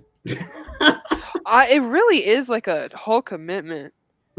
It Once is. oh my gosh. Once you delve in, like and it's good. If it's bad, then it's like, okay, I'm gonna divorce from this. But oh my gosh. My Hero Academia though, let me think. Who's your favorite character? Well, without a Deku? shadow of a doubt, is Deku. Deku. I love that little Alright. emotional bastard. And he's amazing. I've never seen such a what's the word selfless character in my life. Mm. I've never seen such a selfless character as Deku. But Small Might is up there. But all right, when I love a series, I generally normally do like the main character. So Mhm. if I had to say somebody outside of Deku, my favorite character really is Eraserhead. Eraser. Period. I love him. Let's I go, Aizawa. He's cool. love Yeah, him. he's cool as Dude, hell. he is the business. Dude, yeah. I think well, okay, so I love Deku because I love instances where they have characters who start out like really meek, like really, uh yeah, just like meek and small, I Yeah. guess. And like see them transform into like something so much like bigger than they began with. Hmm. Especially if they get like scary. I love that.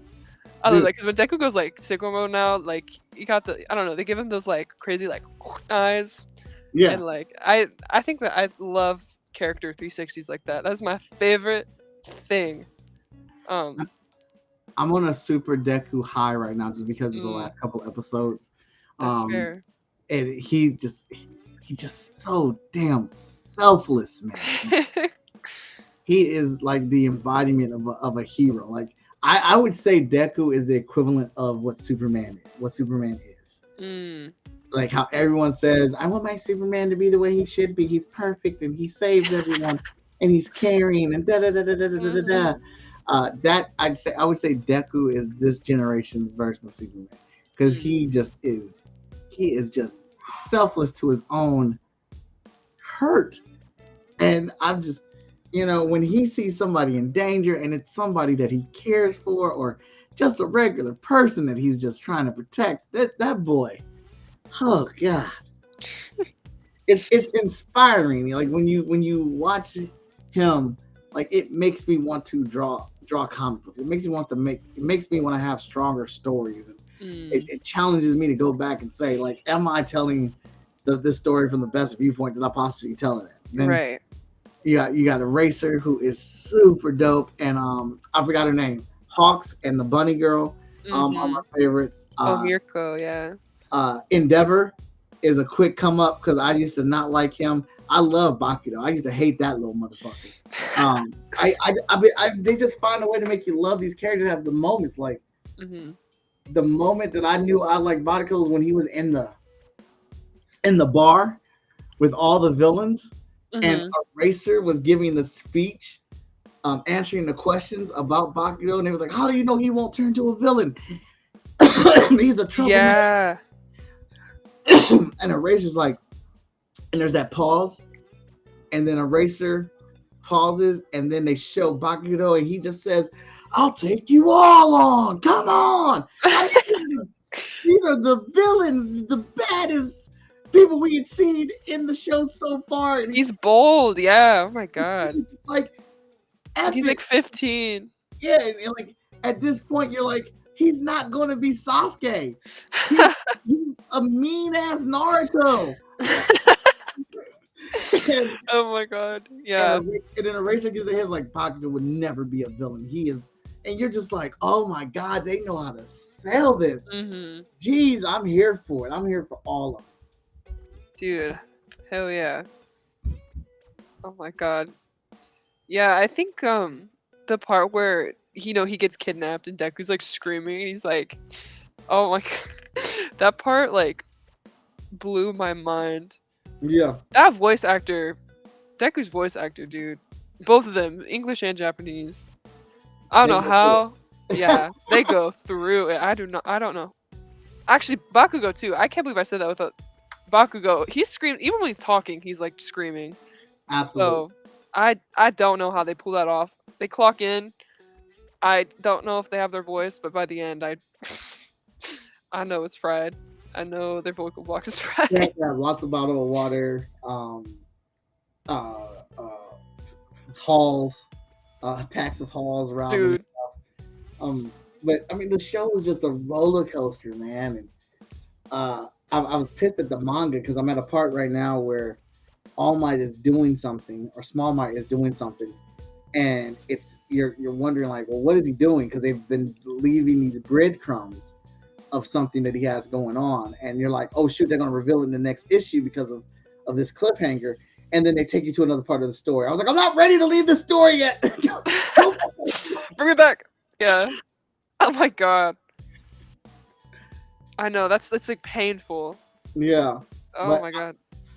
But I'm here for it. Yeah, they know how to keep their fans, tuned in. Yeah. They don't play. They do not. These colors are looking serious. Hey, thank you. I love when you give me something that I have to make it glow. It's like my favorite thing. That is my favorite thing. I'm definitely digging the color tag off aspect of chat and draw now. Yeah, it's so fun. I love it. I gotta get a little bit faster, but no, me too. It's all right. No, you're good. I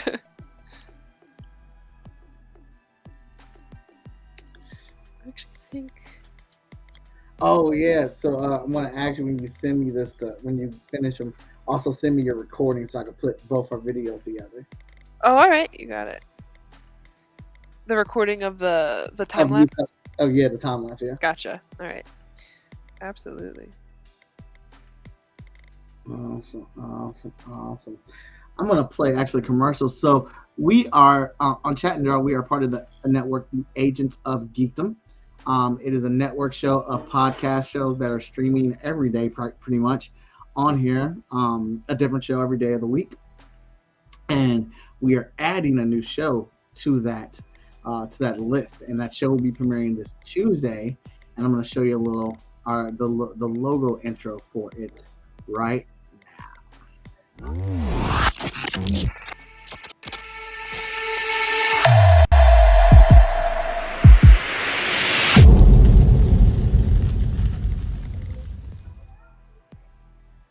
Absolutely. That show is called What the Fig. It is a show with Tony Clapper and I, and we will be talking about toy collecting by any means necessary. We will be visiting awesome toy stores, taking tours of them, reviewing toys, doing box openings, talking about the latest news in toydom and some of the best action figures that are coming out, some of the terrible action figures that we're going to be disgruntled about some of our complaints, some of the things we really love. But you're basically we're just going to talk about toys and how we collect them and how we do and stuff. So I hope you guys turn in this Saturday after the Foretales podcast. We will be premiering our first episode. And we got a lot to talk about. Hey, sounds lit. Oh my gosh. It's going to be super fun. We've been working on a toy show for a while. Heck yeah. That's awesome. So, do you frequent Big Fun here in Columbus? Yes, I do. Absolutely. Yes, I do. That is that's where we want to do one of the episodes down at Big Fun. I'm going to go talk to him here soon. Oh, that's awesome. Down there this week or whatnot. But yeah, I normally take me and my family always go down there. Lately, it's just been me and my son. We've been looking for action figures. Aww. But yeah, we love Big Fun. Hell yeah, yeah. I love that place. It's like, I don't go often, but when I do, dude, you know Coyote Peterson? Mm-mm. Oh my gosh, he's this dude on YouTube. He went viral because you've probably seen he just lets bugs like bite him to show how the sting, like how he reacts to like the sting or the bite. Like he lets like hornets sting. He's let like centipedes bite him. Oh my god. Like I can't. What is? You know those like huge hornets, and they're like these huge hornets are coming to America. They're like people were freaking out about it like in like 2020, 2021. Anyways, they're huge hornets. He let it sting him. And yeah, and the thing is, he like initiates it himself. He like grabs it with the tweezers, and he's like, he just sticks it on there. Coyote Peterson, look him up. Anyways, he's an Ohioan. He frequents Big Fun. Oh wow. Yeah, he came to CCAD campus too to show off some wildlife that because he's like a zookeeper. He's kind of like Jack Hanna. I just feel like our modern day Jack Hanna, basically. I'm good on all of that. I don't want to be bit by a ladybug. Dude, it makes me wonder though if you do it so many times. Like I know you're good, but I'm sure you build up some type of tolerance to it if you do it so much. But I don't know if I was afraid of. Yeah, I don't know. Maybe that's what he's trying to do. You know, now that I think about it, I should have known. I hope there's some mad reasoning behind it. Besides just getting the views. It's just for the lulz. Crucial. Crucial. Oh my goodness. Seeking out the pain. That's different. I know, it's crazy. Go. Well, I did it. I cleared on the wrong layer. Oh no. Awesome. You hate when it happens. Yeah. Hate to see it. Just gotta deal with it though. Boing. Okay, I fixed it. Oh.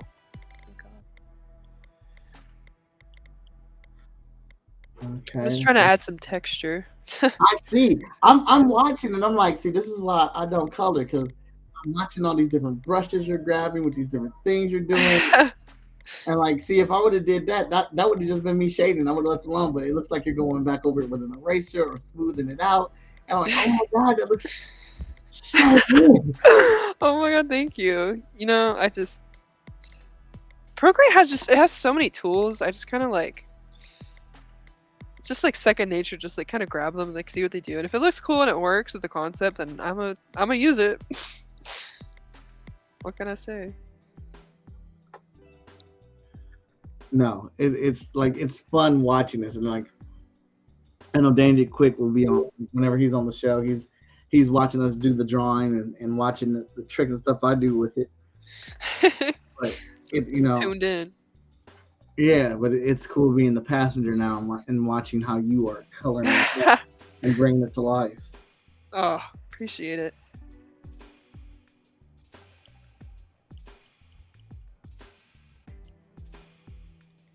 Yeah, that's nice.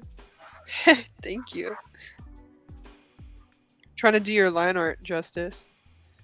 Hey, you are doing that indeed. Glad to hear.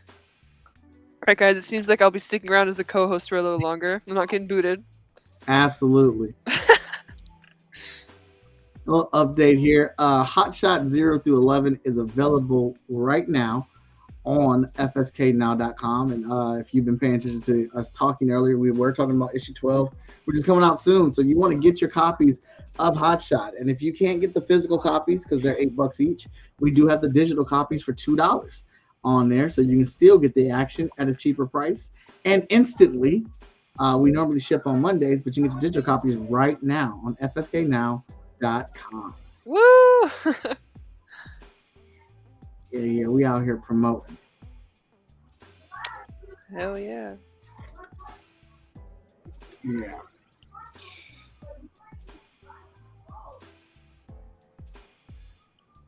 So I'm just liking this smudging effect. And like I'm looking at this thing and I'm like, that is just, and it's so simple, but when you give the keys to somebody that knows how to drive, it's a completely different experience. I like that. Give the keys to someone who knows how to drive. Yeah, I don't even know if I know how to drive. I think it's kind of like, I don't know. I'm just feeling out the vibe here. I think it'd just look cool if it had some. He was like a little rustic. He wasn't a completely smooth mecha guy. He's been through it a little bit. He's been through the ringer. Yeah. I feel that.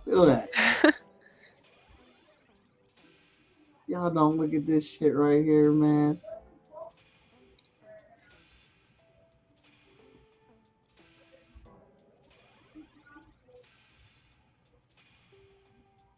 Yeah, that's pretty nice. But yeah, I'm still have you seen the trailer for Meg 2? No, I haven't. I'm super. Me and my son, we love shark movies. We don't care if they're good or bad. Mm-hmm. We love them. And this one is completely dumb because they are going back to where the shark came from. They know there's more. They know the place where the shark came from. Oh my god! And they're going back down there on purpose. So you all deserve to die. Every one of you deserve to die. And I'm gonna watch the shark eat y'all up. And I'm here for it. Here we go. I'm here for it. The CGI looks amazing. I think ever since Jaws, I have been chasing the perfect shark movie, and it just has not existed since Jaws. And then we got what was it? The one with the woman on the surfboard. Oh yeah. I know what you're talking about. I cannot remember the name. She got like injured and she was stranded. Yes. Just a little bit out from shore. And I feel like that came in here and did its damn thing. Like, it wasn't a goofy ass shark movie. It worked. The situation was good. It was plausible. She wasn't a stupid person, and the shark wasn't really a man eater. The shark was defending its new zone, its new area where its kills were at. So yeah, I really like that one. And then I saw that movie and I was like, okay, so if we can make this shark movie, then it's possible to make other good shark movies. And then Meg came out and I was like, oh my God, Jason Statham, I love him. He kicks people in the face. So you're telling me Jason Statham is going to kick a shark in the face? And yeah, he kicked a shark in the face. But But when you really boil down to it, the movie is not good. It's not even. It's just, oh god. Because I watched it again the other day, Mhm. and there's a super forced love interest a story forced on Oh there. yeah, come on. Absolutely, that absolutely did not need to be in there. Mhm. The reactions to the shark, like, are dumb, but the fact that it's a Meg and the CGI was good, I rocked with it, and Jason Statham kicks it in the face. So, but Meg 2, oh yeah, they're taking it to a whole nother level, and I'm here for it. My son is here for it. We're gonna go watch it. We're gonna go see it. We still have to go see this other shark movie called Black Death. I want to see that one because that one looks like it's supposed to be a serious movie. Like Meg knows what it is and it rides with it, but it just has really good production value and really good special effects. Yeah. I Um, um go ahead. no, yeah, just special effects. I feel like I found a new appreciation for. I Mm. it's a lot of overlaying. I just because I just now I just recently started. I was like, by the way, like how do they do that? You know, what is the process even like? Watched one video, my mind exploded. I was like, oh my god. Yeah, it's Oh, crazy. it's a really. I feel like even though it's utilized so often, I still feel like it's underappreciated, Oh, and it how is. much it brings movies to life. It's definitely underappreciated for how much we get it, and people are just like, CGI. They do that every day, but it's like, but really good CGI is really hard to do. Mm-hmm. It's not a walk in the park at all. Yeah. So it's a craft, and it's like it's crazy too because the people who do it, they have to understand like the physics behind things too, Yes. and that is just a realm I am personally too afraid to ever step into. Hmm. I know what I can do. I know what I can do, and that is understanding anything past fifth grade algebra. So that's being a little generous. So I'm gonna just keep it at that. But yeah. I dig it for a bit, so I definitely agree to an extent because I think as artists there's a lot of things that we can do, but it requires serious time investment. Hmm. And if that's not a thing that you're like, oh yeah, I want to invest the time in, so it's not going to be something that you're gonna do well. Hmm. Yeah, like learning program. Another thing, yeah, like another thing, like art school has taught is that like learning programs, like you can't just rely on like taking lessons. Like you have to like figure out how to make it work for what you're wanting to make. And if you can't do that, then I feel like it's not that program's never just gonna like come to you. You know, like it's never gonna truly be something. Cause it's kind of like a language in a way. I feel like. Uh, Uh, yeah, it's hard to pick up new stuff.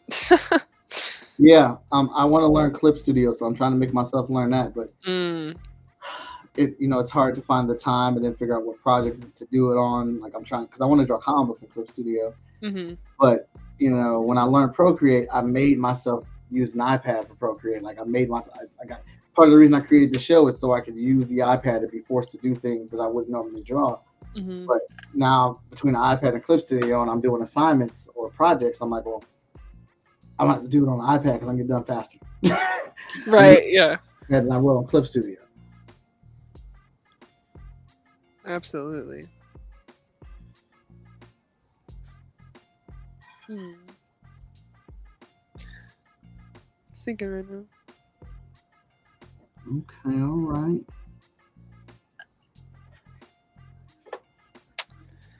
Man, I don't know.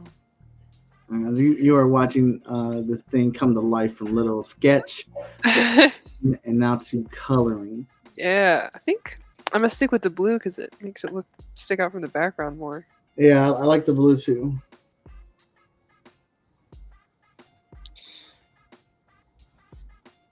All right, here we go. I'm gonna stick with it. Can't go back now.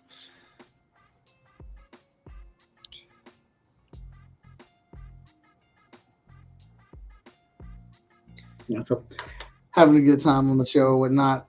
So if you guys are watching this and this is the first time that you watch Chat and Draw and you're enjoying it, go ahead and give us a follow and subscribe because I do this every single week. Sophie is on here. She's the new co-host with us as of last week. Last week was her first episode, so she'll be here moving forward. And this is how we're doing it. Normally we have a guest, and next week we do have a guest. Our episode next week will be a little later in the evening because our guest is in California. So we'll be doing the same thing. We will be drawing, and then I will be tagging her in for the colors. And but this is how we normally do the show. We normally have a guest on, an interview, and have a conversation with them about the projects they're working on and stuff like that. I think Mondays we have the show, our Unlike a Hero show with Sarah and Lori Foster. They're kind of like a mixed media show. You kind of never know what they're going to do on there, but they have some very good discussions and have some great guests on there, and a lot of stuff relating to their books with Unlike a Hero Studios. And Tuesday nights we have Tuesday Night Clapbacks. That's our wrestling show, hosted by Vinny Versus and Danny D. Coop. They host that show, and it's our version of what if we had a wrestling show featuring our comic book characters. All the wrestlers there are inspired by freestyle comic characters, and some of our other Studio Friends characters are in there, like Ace Blade and Lumberjacks, Saw, Clarity Girl, and it's fun. Vinny Versus and Danny Cooper are hilarious together. We just upgraded from the PS4 to the PS5 for the animation, so it looks 20 times better. And all these back episodes are on our YouTube page. So if you want to check them out, I would definitely hit up our YouTube page and catch up on some of that stuff. Very entertaining. Wednesday nights are Chat and Draw nights. Thursday is the Moana Nui podcast show, and they normally have great guests on there. They talk about a lot of family, the culture, Hawaiian culture, and things like that. They have a lot of panels featuring a lot of amazing women and things that they're doing in the creative field. Great conversations on that show. Fridays belong to 5-Star Fridays. That is our kind of like afternoon show where you can listen to it right when you get off work with Tony Clapper, Fish Lee, Ryan Robinson, and Fee, all on that show. And they have different topics and geekdom that they speak on. Saturday is the Four Tales podcast, and they normally interview comic book creators on their show every Saturday morning, which will now be followed by the Toy Fig show, What the Fig, with me and Tony Clapper. And Sunday nights closes out with the Geeks Console. The Geeks Console is a podcast show where we play video games while talking about the popular things in geek culture. We've been playing a lot of Destiny lately. I think we're going to jump back on some Call of Duty this weekend, though. I think we're diving back into that adventure. Some new updates have happened with that. But like I said, we have a show every day of the week, and I do my show Most Epic Talks, which happens randomly whenever I feel passionate and argumentative about something.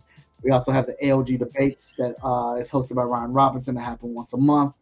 So we'd like to have a show that everybody can watch, but we think we have a show for one person. Like, there's at least one show on our station that you'll be able to rock out with and enjoy. And you will make more than that. So I think you should definitely check us out on our YouTube page, on our Twitch page. We're on YouTube, Twitch, Facebook. Give us a subscribe, give us a follow, spread the word if you're enjoying this content that we put out. I wonder if this was J-Man. I didn't get to talk to him. If he missed our show last week, his street stuff. Oh man, yeah. Oh yeah. Look at that. Telling y'all, we are watching a vet in the making here with these colors on this bad boy. We'll lighten that up a little bit. Right. Let's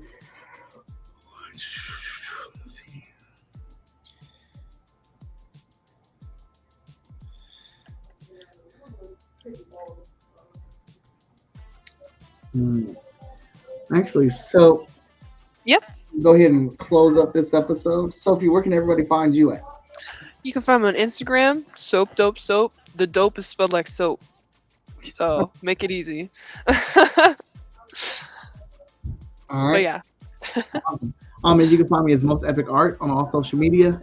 Look out and check out our comic books at Freestyle Comics. You can go to fsknow.com. For our newest Kickstarter, hit the following page at fskgo.com.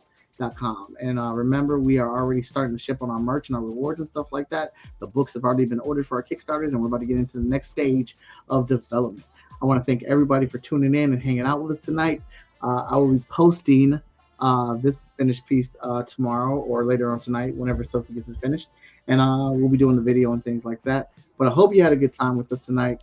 I want to thank Sophie for being on here and doing the kick-ass job that she's doing. Hey, no, it's a pleasure. I have fun every time.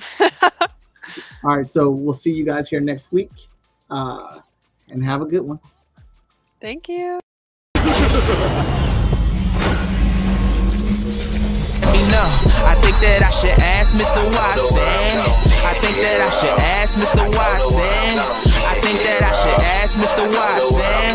I think that I should ask Mr. Watson.